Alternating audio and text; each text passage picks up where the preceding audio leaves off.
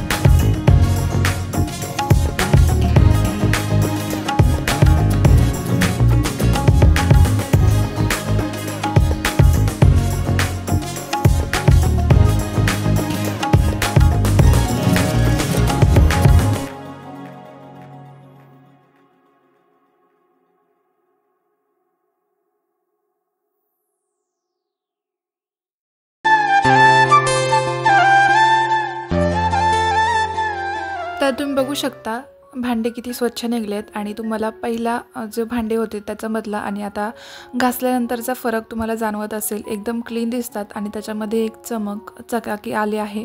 तर तुम्ही सुद्धा अशा प्रकारे धुवू शकता. त्यानंतर सगळे मी देव आहेत ते धुवून घेतले आणि देवघरसुद्धा पुसून घेते, कारण थोडीफार धूळ जी आहे ती बसलेली असते. दरवेळेस मी ओल्या फडक्याने असं धुवून म्हणजे पुसून घेते, धुवून नाही पुसून घेते. पण आता काय व्हायला लागलं की जो आपण ओला फडका त्याच्यावर मारतो ना, ते सुकल्यानंतर तसेच लाईन आहेत पाण्याच्या त्या दिसून येतात. तर इथं माझी मी देवपूजा पूर्ण कंप्लीट करून घेते. व्हिडिओ शेवटपर्यंत नक्की बघा.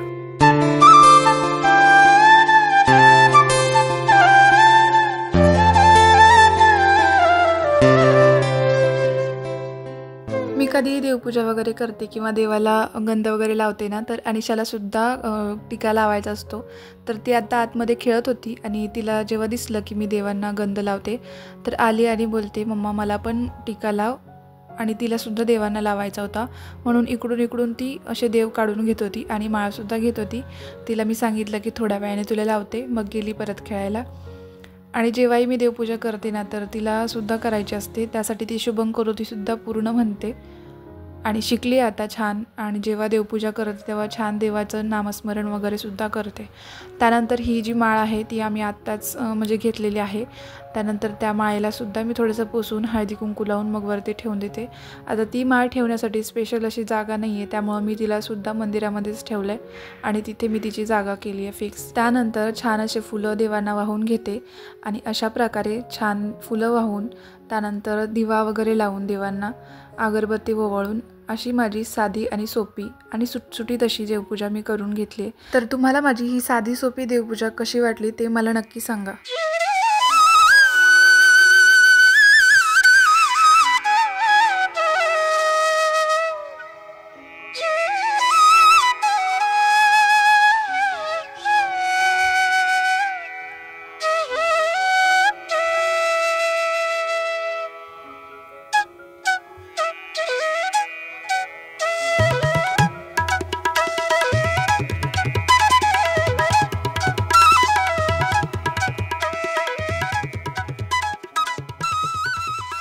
तर देवपूजा मी करून घेतली. त्यानंतर जो कलश आहे मी त्याच्यामध्ये नवीन पाणी भरलं आणि नंतर मग त्याच्यावर स्वास्तिक वगैरे काढून तो कलशसुद्धा त्याच्या जागेवर ठेवून देते, कारण घरामध्ये कलश ठेवलेला चांगला असतो असं मी ऐकलं होतं. आणि तेव्हापासून मी घरामध्ये कलश ठेवायला सुरुवात केलेली. त्याच्यावर नारळ आणि नारळालासुद्धा हळदी कुंकू लावायचं असतं, कारण आपल्या कुलदेवताचं प्रतीक म्हणून हे ठेवलं जातं. तर अशी देवपूजा माझी करून झालेली आहे.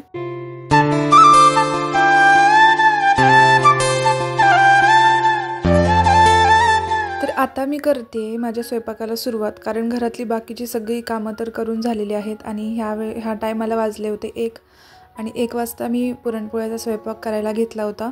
कारण अनिशासुद्धा मध्ये मध्ये उठणार किंवा त्रास देणार, त्यामुळे मी पटकन म्हणजे जरा लवकरच करायला घेतलेला, टायमामध्ये होईल आणि संध्याकाळी होळीला नैवेद्य माझा कंप्लीट झालेला असेल. सगळ्यात पहिले ना मी डाळ शिजून घेतली होती. डाळीमधलं जे येळवणी आहे ते बाजूला काढून घेतलं आणि लगेचच मी आमटीचं जे आहे, कटाची आमटी आपण बोलतो, त्यासाठी मी वाटण वगैरे करून घेतलं. तर त्यासाठी ना मी खोबरं आणि लसूण वगैरे ह्याचं सुक्कं वाटण थोडंसं करून घेतलं आणि ते आता फोडणीमध्ये टाकलं आणि त्यानंतर ओल्या वाटणामध्ये भाजलेला कांदा, कोथिंबीर, धने आणि जी डाळ असते आपली शिजलेली, आपण येळवणीमध्ये डाळ शिजवतो त्याच्यातली थोडीशी डाळ टाकायची वाटणामध्ये. तर हे सगळं टाकून छान असं वाटण तयार करून घेतलं. आता ते वाटण मी टाकते इथं फोडणीला आणि छान आपली कटाची आमटी मी इथं बनवून घेते.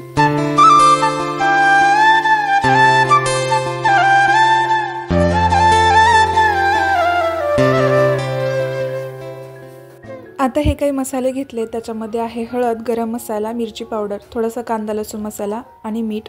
हे सगळं मी त्या वाटणामध्ये मिक्स केलं आहे आणि परत एकदा हे जे मसाले आहेत ते वाटणासोबत छान मिक्स करून जोपर्यंत त्याला तेल सुटत नाही तोपर्यंत छान मिक्स करायचे आणि तेल सुटल्यानंतर मग त्याच्यामध्ये पाणी ॲड करायचं.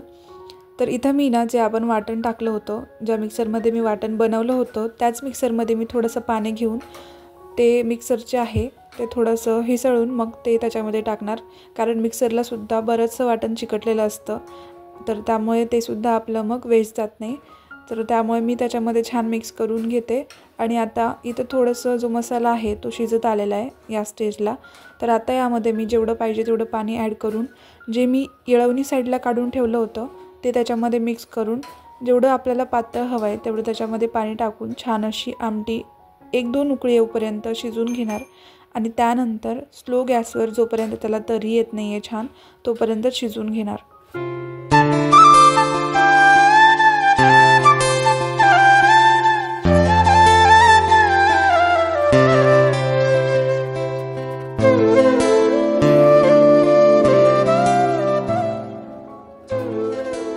इथं मी आमटी पूर्ण बनवून घेतली. आमटी स्लो गॅसवर उकळण्यासाठी ठेवली आहे. तोपर्यंत मी भजी बनवण्यासाठी घेते, तर त्यासाठी मी कांदा चिरते. तर एका साईडला मी बेसन पीठ वगैरे काढून ठेवलं आहे. इथं पूर्ण मी कांदे जे आहे ते स्लायसेसमध्ये कट करून घेते, कारण भज्यामध्ये असेच कांदे जे आपण कट करतो ते छान लागतात. तर खूप टाईम लागत होता, त्यामुळे मी थोडेसेच कांदे घेतलेले आणि ते त्याच्यामध्ये मिक्स केलेले. तर इथे एका साईडला आमटी पूर्ण रेडी झाली आहे. आता त्यामध्ये मी थोडीशी कोथिंबीर चिरून वरतून घालते, कारण यामुळे अजून आपली आमटीची जी टेस्ट आहे किंवा ती दिसायलासुद्धा छान दिसेल. आणि भज्याचंसुद्धा एका साईडला मळून घेते. त्याच्यामध्ये जे काही आपण मसाले घालतो ते मिरची पावडर, हळद आणि ओवा, जिरे हे सगळं टाकून घेतलं आणि चवीनुसार मीठ टाकून घेतलं आणि थोडं थोडं पाणी टाकून भज्याचं जे पीठ आहे ते मी मळून घेतलेलं आहे इथं. आणि जोपर्यंत मी कुरडई आणि पापड हे तळून घेते तोपर्यंत भज्याचं पीठ आहे ते छान असं भिजू देणार, म्हणजे तेलसुद्धा तोपर्यंत छान तापलं जाईल आणि भजे तळताना पटकन असे तळून होतील आणि कच्चेसुद्धा राहणार नाहीत. तर त्यामुळे मी आता हे पीठ आहे ते मळून भिजायला साईडला ठेवून देते आणि तोपर्यंत पापड आणि कुरडई आहे ते तळून घेते.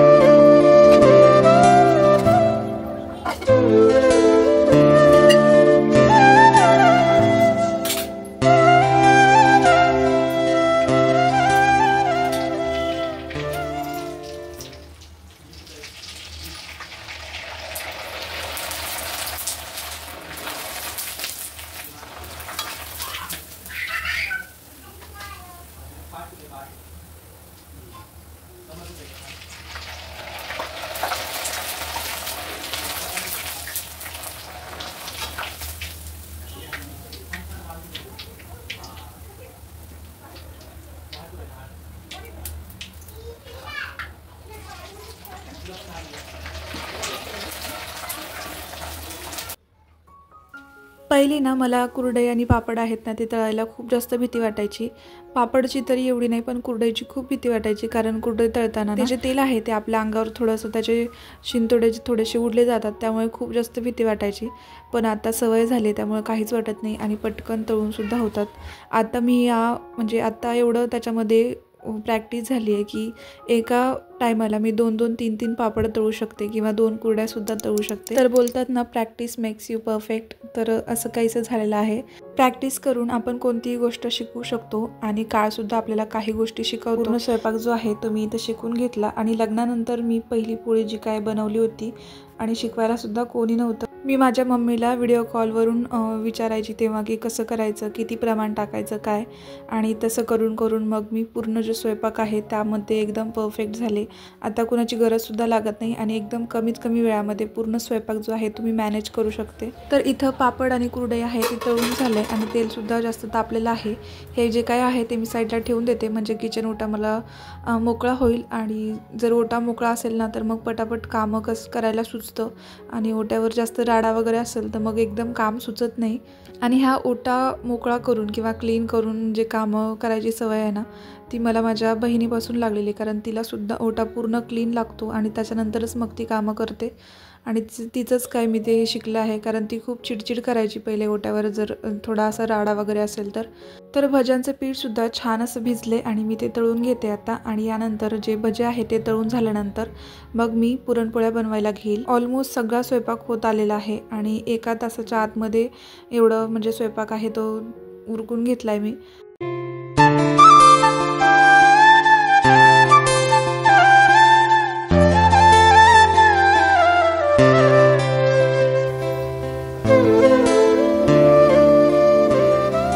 गरम तर एवढं होत होतं ना किचनमध्ये, कारण दिवसभर किचनमध्ये आणि ते तेलाच्या वाफा गरम आणि गॅससुद्धा सुरू.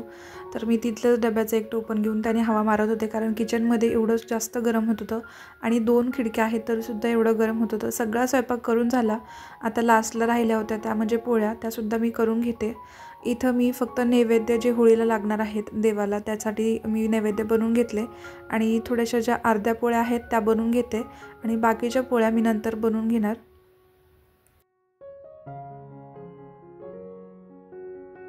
आज माझं पुरण एकदम परफेक्ट झालेलं आहे. नेहमीच होतं पण आज जरा जास्तच छान झालं आहे, कारण मी तुम्हाला व्हिडिओच्या स्टार्टिंगला सांगितलं होतं की मी डाळ आहे ना ती टोपामध्ये शिजवून घेतली होती, कुकरमध्ये नव्हती शिजवली. तर इथं पहिली पोळी जी आहे ती करून घेतली आणि छान अशी पोळी माझी फुगलेली आहे. पोळी वगैरे किंवा चपाती आहे ना ती फुगली ना की अजून स्वयंपाक करायला खूप म्हणजे इंटरेस्ट आपला वाढतो आणि समाधानसुद्धा भेटतं की पोळी वगैरे फुगली आहे आणि छान वाटतं स्वयंपाक करायला. पटकन थोड्याशा पोळ्या आहेत त्या करून घेते आणि बाकीचं जे पीठ आहे ते साईडला ठेवून मग मला बाहेरसुद्धा होळी जी तयार केलेली आहे ना ती होळीसमोर रांगोळी वगैरे काढायची. तर त्यासाठी मी फटाफट ज्या पोळ्या आहेत त्या करून घेतल्या थोड्या आणि बाकीचं पीठ वगैरे आहे ते झाकून ठेवून पुरण एका डब्यामध्ये काढून ठेवलं, म्हणजे नंतर आल्यानंतर मला फक्त किचन मोकळा असेल की पटकन पोळ्या बनवून घ्यायला सोपं होईल.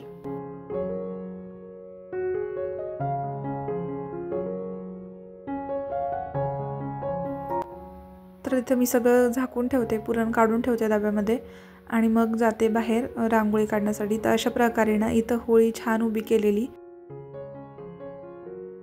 तर याच्यासमोर मला थोडीशी रांगोळी काढायची होती, म्हणून मी माझा स्वयंपाक जो आहे तो अर्धा केला आणि अर्धा तसाच ठेवला. म्हटलं पहिले होळी जी आहे ती रांगोळी काढून घेऊया, कारण सगळे पूजायला येतील त्याच्या आतमध्ये रांगोळी काढून झाली पाहिजे. माझ्याकडे जेवढी रांगोळी होती ना तेवढी मी काढून घेतली आणि माझ्याकडची व्हाईट रांगोळी संपली. थोडीशी रांगोळी काढायची होती खाली हॅपी होली म्हणून. तर मग मी आमच्या बाजूच्या काकी आहेत त्यांच्याकडून त्यांना आणायला सांगितली आणि त्यांच्या रांगोळीमधून जी थोडीशी उरली होती ते खाली हॅपी होळी म्हणून असं लिहून घेतलं. तर अशा प्रकारे मी छान अशी साधी सोपी रांगोळी काढून घेतली. तर अशा प्रकारे मी माझी पूर्ण जी रांगोळी आहे ती काढून घेतली. नंतर जे पूजेसाठी ताट आहे ते तयार केलं. मी सुद्धा थोडी तयार झाली आणि आमच्या सोसायटीमधले सगळेच खाली आले होते. तर अशा प्रकारे आमच्या सोसायटीमध्ये अशी मोठी एक होळी म्हणजे करतात आणि सगळेजण तिथे येऊन मग तिथेच पूजा करतात. गावाकडे कसं असतं की प्रत्येकाच्या घरी आपण छोटी वेगवेगळी अशी होळी करतो आणि तिथंच आपण होळीची पूजा वगैरे करतो किंवा होळी पेटवतो. तर इकडे अशा प्रकारे मोठी होळी केली जाते आणि त्यामुळेच आपण सगळे येऊन एकत्र पूजा वगैरे करतो. तर आजच्या व्हिडिओमध्ये एवढंच होतं. व्हिडिओ कसा वाटला ते मला नक्की सांगा. व्हिडिओ आवडला असेल तर व्हिडिओला लाईक नक्की करा. तर आजचा हा व्हिडिओ तुम्ही पूर्ण बघितल्याबद्दल तुमचे मनापासून आभार. भेटूया उद्याच्या व्लॉगमध्ये. बाय.